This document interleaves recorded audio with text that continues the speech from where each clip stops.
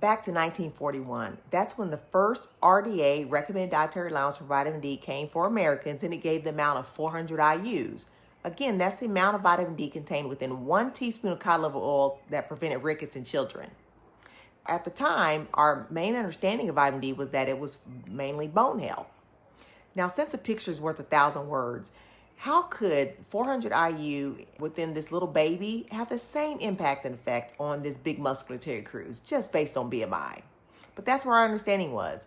In 2011, the Institute of Medicine did a review of only bone health parameters, and they raised the RDA just a smidge up to 600 IUs for most people and 800 if you're over 70, I believe. The problem is, if you have a deficiency, that is probably simply not going to be enough. It takes on average 100 IUs to raise your vitamin D number by 1. So when I had my deficiency, my number was 12. So that 600 IUs for me would send my number from 12 up to 18.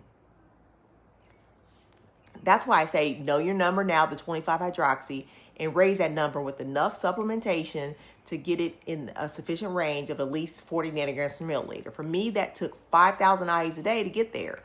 But there's no one size fits all. So my 5,000 IUs may be enough, not enough or too much for you. The only way to know is to test, supplement, and then retest a few months later to see if it's enough. We should be vitamin D sufficient from the womb to the tomb.